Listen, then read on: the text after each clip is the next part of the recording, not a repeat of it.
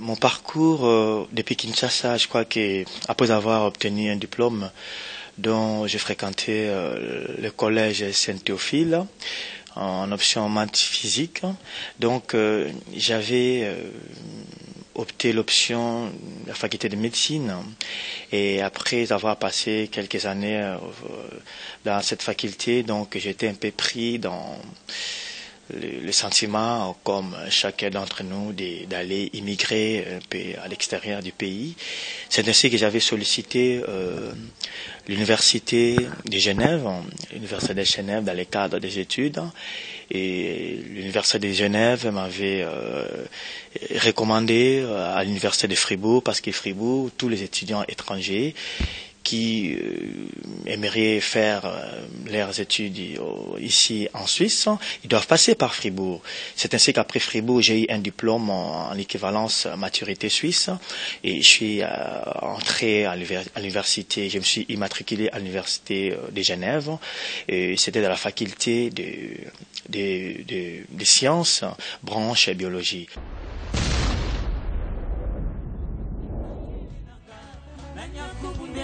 Bitumbeleki makasiranga bobele masia bobeo nanya kolobelanga etike na sangi baboti nanya kosalisanga imobola na mpasi na nyango nanya kokatelanga likambo satana te misolo bobele masia bobeo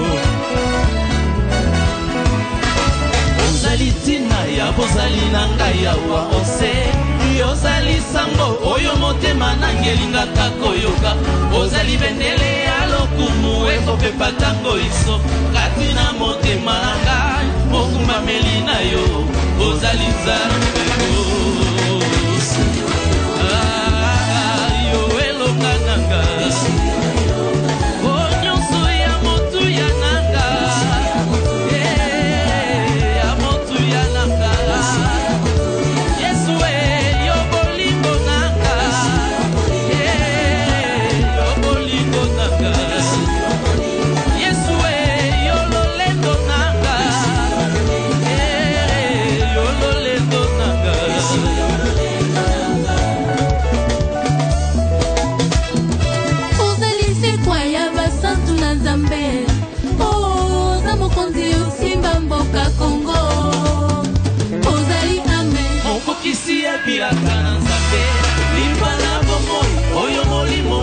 misana kolia ozali bendele ya lokumu ekopepa tango iso kati na motema na ngai mokumbameli na yo ozali nzambe yesu yo elonga na ngai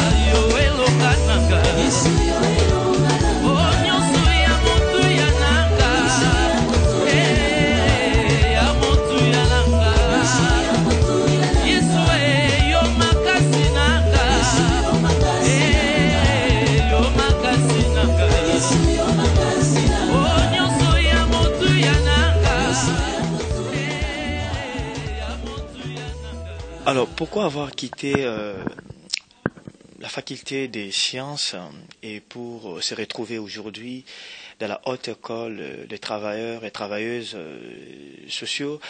En fait, moi, d'abord, mon besoin idéal, mon projet idéal, ou bien c'était dans les perspectives de devenir un médecin, que j'avais fréquenté l'université de Kinshasa. Et quand je suis arrivé ici, l'université de Genève ne voulait pas vraiment m'immatriculer dans cette faculté de médecine. Et pour quelles raisons? Bon, il y avait plusieurs raisons qui ont été avancées. Hein. Je dis là j'étais déjà avancé et puis j'arrivais en milieu de l'année académique. Donc les raisons étaient vraiment réunies à ce que je puisse aller, n'est-ce pas, dans la faculté des sciences.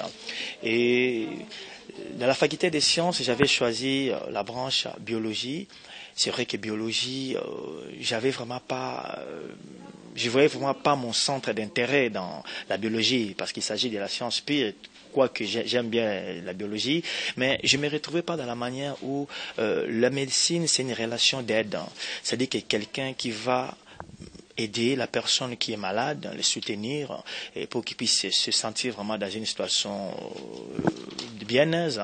Et par contre, lorsqu'on retrouve dans la biologie, c'est vraiment un domaine beaucoup plus scientifique où tu travailles dans les laboratoires. Et c'est la seule chose qui m'avait vraiment révolutionné. Je voulais pas y rester.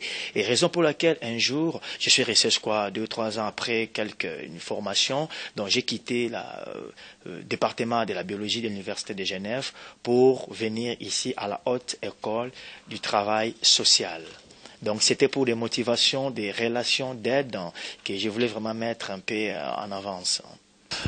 Bon, c'est une haute école en travail social, donc le travail social, c'est une profession qui s'est naturellement développée beaucoup dans l'après-guerre et qui est liée à l'État-providence. En Europe, c'est lié à l'État-providence, c'est-à-dire au fait qu'il y a un certain nombre de droits qui sont reconnus pour tout citoyen, les droits sociaux précisément, et les travailleurs sociaux sont là pour garantir ces droits d'une certaine façon. Par exemple, le droit à une qualité de vie suffisante, le droit au travail, les problèmes d'insertion dans le travail, aussi la protection dans les familles, la protection des enfants, etc. Donc, je dirais que c'est une profession qui est liée à l'État-providence, comme je le disais, mais en même temps, qu'il y a aussi des racines dans le Sud. Notamment, moi, je forme à l'action communautaire, c'est-à-dire qu'il y a des racines militantes qu'elle a eu en Europe, comme elle a eu en Afrique, en Asie ou en Amérique du Sud, c'est-à-dire des gens qui se battent pour mobiliser les ressources des communautés et encourager les populations à répondre à leurs besoins par eux-mêmes, faire preuve de créativité sociale, si je puis dire, de cette manière-là. Et historiquement, cette école est créée quand ? Alors là, vous me posez un petit peu une colle, mais elle a été créée déjà au début du siècle, mais c'était d'abord une école d'assistante sociale, simplement, voilà. Et ensuite, ça s'est surtout développé à partir des années 60, où on a joint les deux autres professions, c'est-à-dire la profession d'éducateur et la profession d'animateur socioculturel. Quel genre d'étudiants vous formez ici ? Généralement, ce sont des étudiants européens ou africains ? Bon, comme vous savez, Genève est une ville très internationale et donc, mettons, pour dire les choses simplement, si je faisais une statistique des étudiants qui ont quelque chose à voir avec la migration, on arriverait peut-être, mais je dis ça au jugé, mais peut-être à 2/3 des étudiants. C'est-à-dire qu'il y a beaucoup d'étudiants, et moi je fais même plus la différence, qui sont par exemple des immigrés de seconde génération, de pays européens ou d'autres. Et puis, alors naturellement, on a toujours un certain nombre d'étudiants africains, des étudiants sud-américains aussi, moins d'étudiants asiatiques. Voilà. Moi, c'est quelque chose qui me plaît beaucoup parce que l'école reflète ce qu'est la société, en tout cas à Genève aujourd'hui, c'est-à-dire qui est quand même très multiculturelle. Peut-être qu'on pourrait dire qu'elle n'est pas assez. Par exemple, elle n'est pas assez au niveau des enseignants.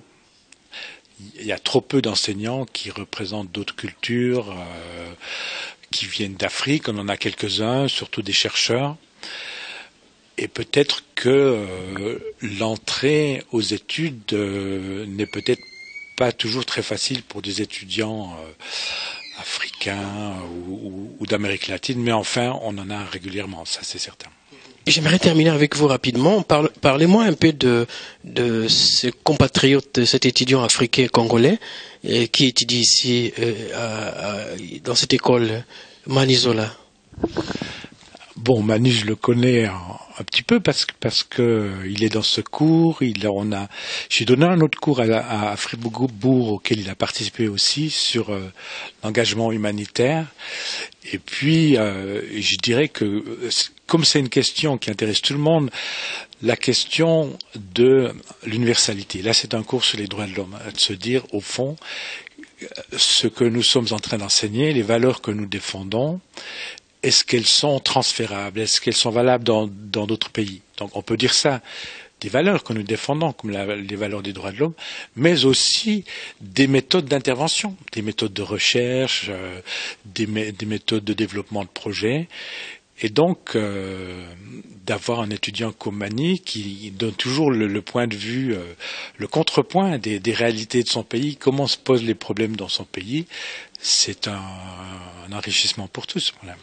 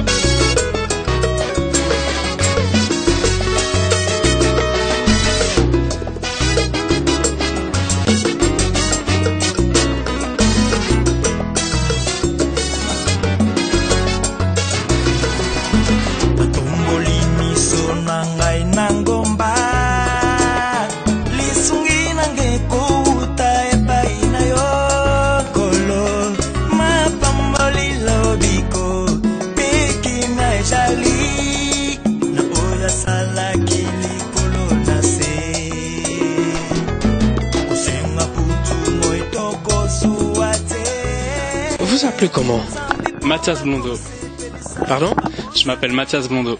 Alors je suis un étudiant de 3e année de l'école du travail social et en fait on est formé au travail social. Il y a 3 filières, la filière d'éducation, d'assistance sociale et d'animation. Et moi je suis en filière éducation. Parlez-nous un peu de travailleur humanitaire. Ça signifie quoi finalement? En fait, on vient en aide à la population civile. On est en fait intégré à des institutions qui aident, que ce soit les personnes handicapées, les personnes âgées, les enfants qui ont des problèmes, tout type de population. Et on vient en fait dans les quartiers sensibles qui ont certaines problématiques en aide à ces gens. On dit généralement que c'est un métier ou une profession réservée aux femmes. Alors que ce métier soit dédié aux femmes, c'est une vieille légende. Ce métier est accessible à tous. On a tous en nous une fibre du social, en tant que père, en tant que frère, en tant que citoyen. Donc c'est vraiment au quotidien agir en faveur de la population et dire que ce métier est dédié aux femmes, c'est faux. Il y a un jeune Congolais de l'Afrique qui étudie avec vous ici, Manizola. Comment vous les trouvez? Alors écoutez, on a fait toute notre formation ensemble. Donc ici à Genève, la population est vraiment multiculturelle. Donc on a très rarement des étudiants 100% suisses. Donc on a vécu tout au long de notre vie avec des gens de différentes nationalités. Moi-même, je suis seulement un tiers suisse, je suis un tiers espagnol, un tiers français. Donc je trouve que c'est une richesse d'avoir l'apport d'autres cultures. Et puis le travail social a besoin de cet apport-là, de pas être formaté à une seule culture et d'avoir un regard extérieur. Kinshasa et Genève, ce sont 2 villes qui sont totalement différentes. Kinshasa regorge 10 millions d'habitants, alors que Genève, 500 000. Et la population suisse en elle-même, c'est 7 millions. Donc, moins que même la population des Quinoises, de Kinshasa, sans tenir compte de toute la population du Congo qui, je crois, j'estime à 65 millions. Et mon but idéal dans cette formation de travail social, c'est je voulais étudier un peu le travail social dans son ensemble. Parce qu'un travailleur social, c'est celui qui descend sur terrain, qui doit connaître un peu les maux qui rongent dans la société, qui crée des stratégies pour pouvoir pallier à cette souffrance. Un travailleur social, c'est celui qui va vers celui qui vit vraiment dans une situation de mal-être. Et le fait que je viens de la communauté du Congo, et je me suis posé la question, au fait, pourquoi au Congo, il n'y a pas on donne pas la valeur à ces métiers du travail social, parce qu'on voit vraiment qu'il y a beaucoup de difficultés. Il y a les besoins qui est là, les besoins vraiment, elle est bien réels, mais les acteurs sociaux, ils ne sont pas aussi remarquables. C'est là où moi j'interviens vraiment, que je voulais vraiment essayer de réveiller un peu cette conscience de la population congolaise, surtout les élites politiques, de pouvoir vraiment créer un espace pour que les acteurs dans les travails sociaux puissent vraiment mettre cette thématique en valeur, ce travail en valeur. Répondez très rapidement à cette question parce qu'on n'a pas beaucoup de temps. La télévision, c'est le temps. Quels sont vos projets? Qu'est-ce que vous comptez faire une fois terminée cette formation? Alors, je serai assez laconique. Une fois terminé, en fait, je travaille sur un projet, ça fait 2 ans. En fait, je voulais un peu créer un centre administratif des stratégies sociales. C'est-à-dire que ça s'appellera CASO, Centre administratif des stratégies sociales. Quel est le but de ces centres? J'aimerais bien que ces centres puissent travailler avec les différentes institutions établies à Kinshasa ou au Congo dans la grande totalité. C'est-à-dire que ces centres, ça sera un centre qui aura l'habilité de réfléchir sur les actions sociales à établir au niveau du Congo. Notamment, prenons le cas des Kuluna. Les Kuluna, aujourd'hui, beaucoup de gens ils disent mais pourquoi ces gens? Et je crois que cette population, la population de ces jeunes, ils sont très importants. Moi, je crois que ne négligeons pas cet aspect de Kuluna, parce que si Kuluna est intervenu, parce qu'il y a un mal-d'être au niveau de la société. C'est-à-dire qu'il faut que les acteurs sociaux se mettent vraiment au travail et aller un peu dans le sens de ce qu'ils veulent ces Kuluna. Pourquoi ils sont devenus Kuluna? Bon, surtout, il se trouve que moi je connais la région du Kivu parce que je vais 2 fois par an dans cette région, que l'État soit présent dans toutes les régions du Congo et surtout qu'il puisse enfin y avoir la paix, parce qu'on ne peut pas y avoir de construction sociale sans la paix, sans un minimum de sécurité. Je pense beaucoup à cette région des Grands Lacs que j'adore. J'ai beaucoup de liens avec cette population, avec les différents peuples, et je crois que le prix qu'ils ont payé à ces années de guerre et de pillage et de viol est tellement grand que maintenant, tout ce que je peux souhaiter, c'est qu'on trouve une paix pour le Congo, qu'on puisse construire un État qui soit un instrument de paix entre les différents groupes, et puis que ce magnifique pays, ce peuple magnifique, puisse aller de l'avant. Jean-Pierre, en tout cas, merci beaucoup. Je suis fier de vous pour le travail que vous accomplissez au sein de la communauté congolaise établie en Suisse, Genève et en Europe. En tout cas, toutes mes félicitations et vous avez vraiment ma gratitude pour le travail que vous accomplissez. Merci Mani Zola. Nous avons passé pratiquement toute la journée avec vous. Au nom de toute l'équipe, je vous dis merci. N'oublions pas que vous êtes non seulement étudiant dans ces centres, dans cette école, haute école de travailleurs social, mais aussi vous êtes musicien chrétien.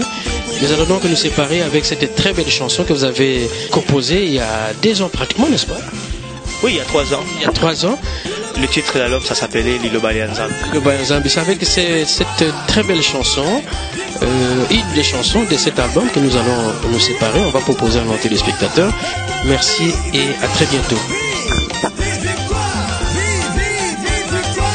Alors, vive la victoire pour les gens, là. Ingénieur des sons, Nzambe Daya Zola Sangamou.